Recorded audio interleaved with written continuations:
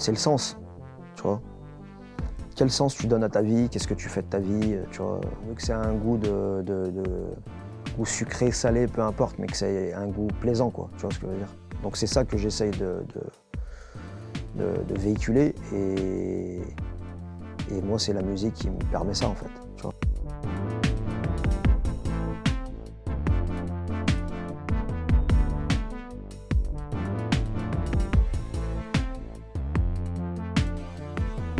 Bon, pas trop stressé, ça va? Non, tranquille, Ouais. tranquille, tranquille.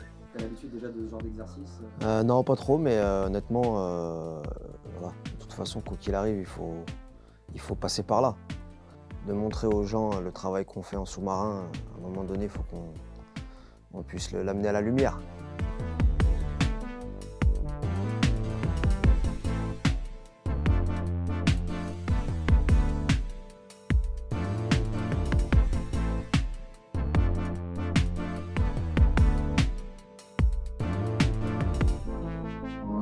Je m'appelle Moclès, je fais partie d'un groupe de rap qui s'appelle Secret Connection, qui est né, on va dire, au fin des années 90, début des années 2000. On était des passionnés de musique, de rap, voilà, on aimait l'écriture, les mots, et on avait des choses à raconter par rapport à l'histoire de notre quartier, quoi. De nos vies, la vie de nos potes, de nos grands, de nos parents. Et je l'ai rencontré à un concert, voilà, au début de concert, on faisait des balances, un gars qui vient vers moi, ouais, salut, je m'appelle Igoum, voilà, je fais des instrus, je suis beatmaker, est-ce que je pourrais te laisser un CD, un truc, je pourrais te faire écouter des sons.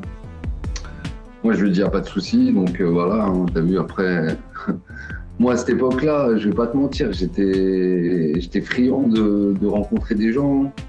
Après, moi, je suis rentré à Paris, j'ai pris son CD, j'ai écouté, j'ai vu qu'il y avait des choses qui étaient cool. Et je crois que direct dans le premier CD, je sais pas, j'ai fait des titres déjà, j'étais déjà inspiré. Voilà, je suis fier de lui et tout, de ce qu'il représente et comment il a évolué. Et comment il est passionné aussi, parce que je me reconnais, parce qu'il est comme moi, c'est un passionné, il peut donner corps et âme à sa musique, sans compter les heures et sans aussi compter ce que ça peut rapporter, tu vois. Là, Igoum, c'était un mec qui était à fond, en fait. Quand je le voyais, c'était un charbonneur, tu vois. Quand je lui demandais un truc, 2-3 jours après, il me l'envoyait. Il m'envoyait des samples de ouf, il allait chercher des trucs de malade. Moi, voilà, moi je kiffais. Ben, je me dis que il était temps que Igoum il ait son studio. Moi, je l'ai toujours encouragé là-dessus. J'ai toujours dit, mais il faut que tu produises des mecs, il faut que tu te mettes derrière des mecs, il faut que tu ramènes la dernière pépite de Lyon, il faut que tu nous la trouves, tu vois. Je lui disais, voilà, je voulais qu'il se place en producteur, quoi.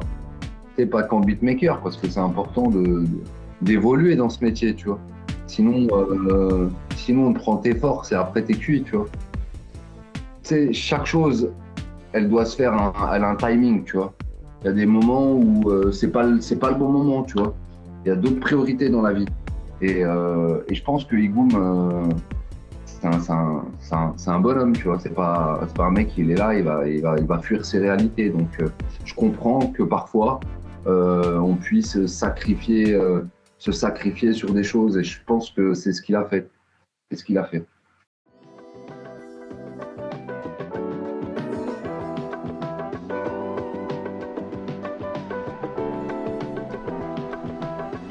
C'était déjà une réussite de côtoyer des artistes que j'appréciais, qui appréciaient ma musique.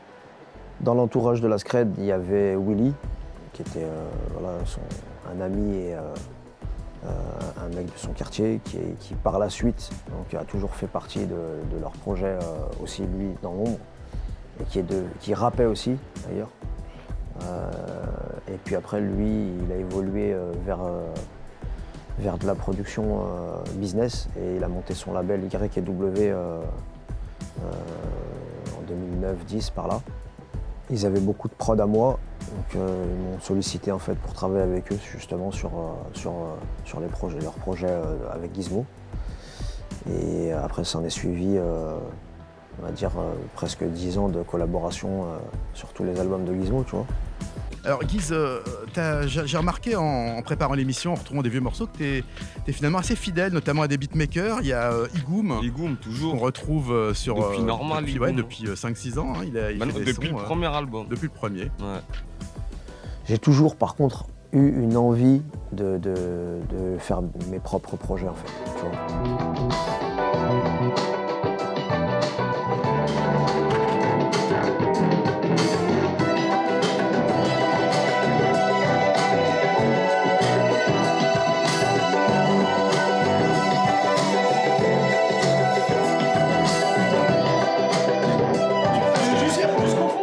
Ouais, tu vois. Il y a eu un moment où j'avais pris un peu de la distance avec la musique et j'avais un pote à moi à l'époque où on discutait énormément de projets, de boîtes et tout. Et c'est vraiment dans les discussions canapé, tu sais, les discussions qui font que envie entrepreneuriale elle a commencé à naître petit à petit, tu vois. Et jusqu'à un moment donné, grandir. Et en fait, j'ai créé une boîte, une société avec de publicité. Donc c'est à partir de ce moment-là que je suis devenu un entrepreneur, tu vois, vraiment. Et c'était un projet un peu qui était compliqué financièrement notamment, tu vois, c'était une déroute financière, mais par contre un succès en termes de connaissances, on y va, on tape dedans, on entreprend, tu vois. Chaque échec que j'ai eu, sur le moment, il peut y avoir de la déception, mais pour moi, c'est simplement une marche d'escalier pour continuer de progresser en fait, tu vois. C'est la magie de la vie en fait. C'est-à-dire que t'es là, tu fais quelque chose, ça marche pas, t'as encore plus envie de faire un autre truc. Tu vois ce que je veux dire? C'est-à-dire que il y en a que ça éteint, alors que moi, ça me booste. J'ai pas envie de faire de la philosophie à 2 balles de comptoir, tu vois, voilà, genre millionnaire riche sur Instagram, tu vois, avec les phrases. Mais en tout cas, honnêtement, quand je sentais qu'un projet était en train d'aller dans le mur, tout de suite, je me mettais sur un autre projet, en fait. Donc ça, c'est vraiment la flamme de vouloir faire des choses, tu vois. Et c'est pas pour dire je fais un truc, je veux le succès, la gloire, l'argent. Moi, ce qui me passionne, ce qui m'anime, c'est faire des trucs. Tu vois. Donc faire des trucs, travailler collectivement, travailler avec des gens, collaborer, transmettre, échanger, partager, apprendre. Dans mon parcours, j'ai fait des prods qui sont sortis 10 ans après et qui ont été des succès, notamment pour Gizmo. Le groove, ça reste le groove. Quand c'est de la bonne musique, après, elle n'a plus elle devient intemporelle. Ça, c'est bien, ça. Ça amène de la... Tu sais, t'es à l'océan, tu sais. Ah ouais.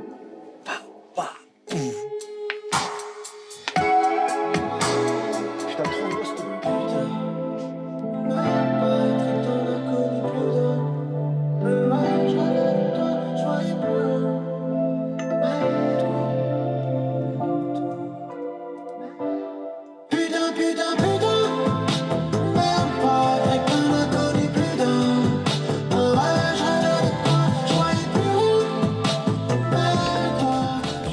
Vers 2012-13, je me suis dit, mais en fait, faire de la musique et entreprendre, ça va de pair, tu vois. Pour moi, c'est devenu quelque chose de naturel. J'avais des lacunes en termes de connaissances et tout ça, tu vois, sur le music business. Parce que être un artiste et faire du business de la musique, c'est pas la même chose, tu vois. Et c'est des choses qui s'apprennent pas. C'est très spécifique, tu vois. Donc j'ai fait une formation en fait en music business. Parce que quand tu entreprends, le truc c'est que tu as plein de thématiques à gérer. Et tu passes d'un sujet à un autre, en fait, t'es multicasquette, t'es tout en fait. T'es le comptable, t'es le marketeur, t'es le commercial. c'est hardcore quand même. Parce que surtout quand tu es animé et passionné par un projet, tu vis et tu dors pour ton projet nuit et jour, tu vois.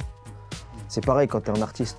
Tu te dis, bon, bah, par exemple, je vais avoir je vais au studio mardi de 20h à minuit, où je fais une nocturne. C'est pas parce que tu as décidé d'ouvrir ce créneau que tu vas arriver que ça y est. En plus, la créativité, tu vois, c'est pas comme si on te dit une tâche, bah, vas-y, tu vas faire des photocopies. Ça, t'as pas à réfléchir. Mais dès que ça touche à la pensée, tu vois, des fois, t'es pas en mode, t'arrives pas, tu vois. Donc, à manager ça, le développement de la créativité, c'est quand même compliqué, quoi, tu vois. Beatmaking, la Scred, Gizmo, tout ça, l'assaut, voilà. J'ai décidé vraiment de créer ma structure. J'ai créé une société qui s'appelle IM Lyon, de production et d'édition musicale, avec deux marques, Demain We Art et Chromatographie Musique. Je suis et j'accompagne des artistes, des chanteurs, des beatmakers qui font un travail en sous-marin de développement de leur musique, et c'est de les amener à avoir une maturité musicale pour pouvoir ensuite envoyer du lourd au public, quoi, tu vois. À transmettre des connaissances hyper spécifiques, que ce soit aussi bien sur la théorie musicale, sur la MAO en studio, sur le son, sur la composition, d'organiser des workshops, des stages, faire de l'action culturelle. Le music business aussi, parce qu'il y a certains fondamentaux qui sont importants à connaître quand on veut se professionnaliser, tu vois. En fait, c'est la discipline qui permet d'être dans un cheminement professionnalisant. L'engagement, l'assiduité, la présence, la proactivité, l'implication, la répétition. Mais répéter, même comme quand on dit des musiciens, ils répètent. Tu vois, mais l'habitude, tu vois. Tout ça, en fait, au début, tu sais, j'essaie de transmettre comme ça des mots-clés pour essayer de se dire, bah, c'est tout ça qui font que tu vas réussir. Mais en fait, ça se synthétise en un seul terme, c'est la discipline. Le processus de maturité pour atteindre une maturité artistique, il est long, tu vois. De l'ombre à la lumière, justement. L'art, c'est faire rentrer du mouvement, tu vois, dans quelque chose de libre, de free, dans quelque chose de carré. Comment se professionnaliser, c'est comment devenir carré alors que t'es freestyle. Un projet qui marche, il y a une pléiade de métiers. C'est aussi un vrai team building. Et souvent, les artistes, quand voilà, ils sont chez eux dans leur chambre ou en bas du quartier ou dans un environnement vraiment pas dans un studio, tu vois, et qui commencent à faire avoir une envie sans parler de carrière, mais déjà d'accomplissement, de réalisation artistique. Après, quand tu as un déclic et tu dis ouais, c'est ça, je vais en faire mon métier, tu t'aperçois qu'il faut s'entourer d'un vidéaste, il faut un mec au graphisme, il faut un gars qui fait... Tu vois, en fait, c'est une pléiade de métiers qui sont, qui accompagnent l'artiste, tu vois. Qui fait vivre tout un tas de métiers autour de lui, en fait, tu vois, pour qu'il puisse se réaliser, il puisse exister, tu vois. Et avec Chromatographie Musique, d'accompagner des jeunes artistes qui ont du talent à développer leur musique, à trouver vraiment leur identité, leur originalité, tu vois. Travailler avec des centres socioculturels, des structures thérapeutiques aussi, pédagogiques qui s'occupent de jeunes en difficulté. Donc c'est une des missions de Demain We Art, c'est cette transmission pédagogique, et particulièrement sur des gens qui sont un peu accidentés dans la vie, tu vois, et que justement la musique peut réparer un peu, tu vois. À côté de ça, moi, j'ai pas toujours vécu de la musique, tu vois. Donc pour remplir mon frigo, j'ai bossé dans l'industrie pharmaceutique. Et ça fait complètement sens entre le travail que je mène, le travail artistique, et mon activité professionnelle dans le pharmaceutique, au final, c'est le soin, tu vois. Donc on est là il y a une forme de soin, de thérapie, tu vois ce que je veux dire. Donc aussi, j'ai un surnom qui m'est arrivé un peu aussi, qu'on m'a collé, c'est celui du pharmacien, parce que justement, comme à côté de la musique, je bossais dans le pharmaceutique, d'où Igoum le pharmacien, etc. Tu vois. Donc je trouvais plutôt que d'essayer de se dire ouais, je suis dans un concept qui n'a rien à voir, ou tu vois, s'inventer une vie. Moi, j'essaye d'être vraiment dans une authenticité de ce qu'on a vécu et de trouver du sens dans ce qu'on fait. Tu vois, c'est hyper important de faire des choses qui racontent quelque chose et une histoire authentique, tu vois. Pas d'être là à s'inventer des vies de brigands, de voyous, tu vois. C'est pas pour attirer un projecteur comme ça, juste pour flatter l'ego. Nous, on fait de la musique aussi pour les gens, on mène des activités pour les jeunes. Et vu que notre volonté, notre mission, c'est transmettre, si on ne va pas aussi vers le public, tu vois, on va rester entre nous et on va s'auto-transmettre, tu vois. Donc c'est important de créer du lien avec l'extérieur, tu vois. Pour que les gens sachent aussi ce que nous faisons et qui on est, quoi, tout simplement. C'est la passion. Voilà. Qu'est-ce qui t'anime, qu'est-ce qui te plaît, tu vois, c'est quoi ton délire, tu vois. T'as le pouvoir sur toi-même déjà de t'épanouir, d'essayer de faire des choses qui te... Parce que si tu te lèves le matin pour mener une vie qui a un goût d'arrière-pisse, tu vois ce que je veux dire, pour pas citer l'auteur de ce petit dicton, mais voilà, vaut mieux que c'est un goût goût sucré, salé, peu importe, mais que c'est un goût plaisant, quoi, tu vois ce que je veux dire. Donc c'est ça que j'essaye de véhiculer et moi c'est la musique qui me permet ça en fait, tu vois, de trouver un sens et un sens à pourquoi je me lève et que chaque jour que Dieu fait, on ait l'impression de vivre, tu vois, voilà. De pas subir mais de choisir, tu vois.